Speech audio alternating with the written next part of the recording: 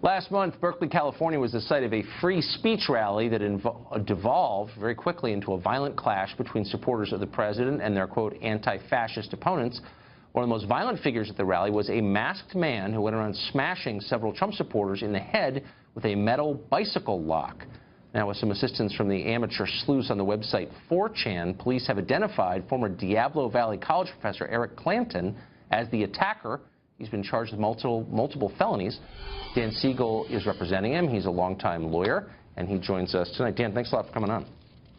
Sure, happy to be here, Tucker. So in your statement before the judge, you said that, in effect, there was a lot going on, a lot of shoving, a lot of racist, homophobic language in the air, suggesting, I think, that this guy was provoked. I want to put up for our viewers who haven't seen this video of one of the assaults that took place. You'll notice there he is right there. That apparently is your client, and he smashed a guy in the head. Oh, there he is, who had his hands up and was not shoving anybody. So when you said that there was shoving, I mean, that did not apply to the guy you're apparently representing. Why would you try to excuse an assault like that?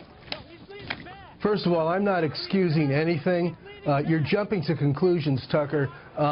We have a presumption of innocence in this country, and I assume that you, as a patriotic American, believe in it. There's an accusation that my client did certain things that are against the law. None of that has been proven. It hasn't even been proven that he was present at that event, much less that he hit anyone, much less that he did so without justification. So the evidence will have to come in but you're kind of dodging my question. Other than a website. Okay. It's not a I mean, that, I don't think you're contesting the reality of that video or its veracity. You're saying the guy in it is not your client. But when you spoke to the judge, you said, look, people were saying unpleasant things. What does that have to do with the assault that took place? Why is that relevant to anything? I think there was a lot of anger at the demonstration on April 15. These alt-right people were using Nazi and KKK salutes, waving a flag that has Nazi and KKK symbols on it. People didn't like that. They was yelling back and forth. What happened beyond that, I think, needs to be proven in court. I don't think there is proof that my client attacked anyone. Okay, but you're totally missing my point, which is your job as a lawyer, presumably, is to argue my guy wasn't even there, as you said. He didn't do that. But somebody did do that, and we just watched a video of it, whether it's your client or not. Why does it matter what people were saying? No slogan, no flag is an excuse to hit someone in the face with a bicycle lock, and you seem to be suggesting otherwise. You know, I'm really not. I don't believe that it's appropriate to use force or deadly force against someone who is not themselves involved in some sort of wrongful activity. Maybe it's not appropriate at all. But I think that you are, without really looking into it, are assuming that these 4chan people have produced some legitimate evidence of an assault. Well, there is. I mean, this video is evidence of assault, and it's legitimate. Whether or not it was your client is the outstanding question. But I'm much more interested in the growing tolerance on the left for political violence and the excuses that people seem to make, including the one that you just appeared to make, for it. When you say they were waving Nazi flags, who's not opposed to that? I'm totally opposed to that. But that's a very different thing that's protected by the First Amendment. Hitting someone in the head and assaulting him is not. And so I don't know why you'd even bring that up except to excuse it. I'm not bringing it up to excuse it. I'm saying that I'm not assuming that the snippet of video which you played demonstrates what occurred. You know, I believe I've seen the same video a dozen times, and it lasts for all of about 10 seconds. You don't know what occurred beforehand that led to whatever we saw on the video. So, yeah, I agree. There's no excuse for using deadly force against peaceful protesters, whether they're conservative or right-wing or left-wing. I'm totally missing, like, what could possibly be on that video that we haven't seen that would excuse that behavior? Like, think of something, just make something up that would explain that behavior. I don't have to make something up. You know, there's a law of self-defense in this country which allows you to use reasonable force to protect people or to protect yourself.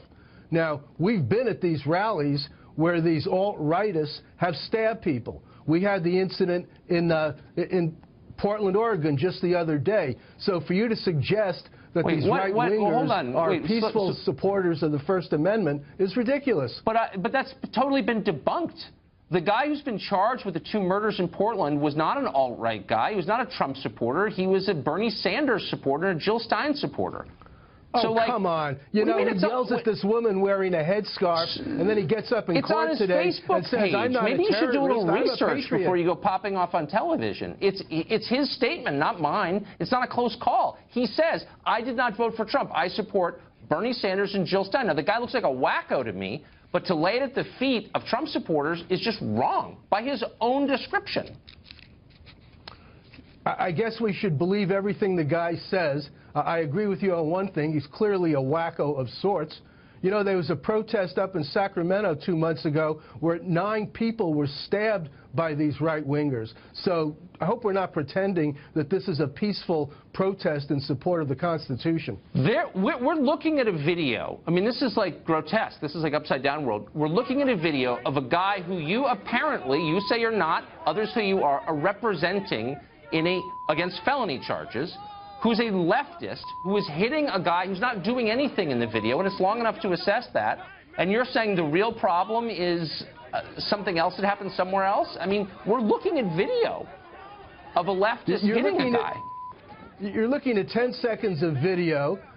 There's not proof that this was Professor Clanton in that video. And again, you're not looking at what happened before that assault or apparent assault. Okay, so the guy who was standing with someone else in between him was somehow attacking the guy in the black mask with a bike lock in his hand. Pardon me if I don't find that plausible. Really quickly, is your client saying he wasn't there? Is that his position? He's saying that he is innocent of the charges. He's relying on the well-established principle of American law that he is innocent until proven guilty. No one contests that. And that it is the responsibility of the prosecution to introduce evidence was he there or not? And prove that he is guilty. Was he at the rally? That will come out in court. Okay, we'll be watching. Dan, thanks. Okay, thank you.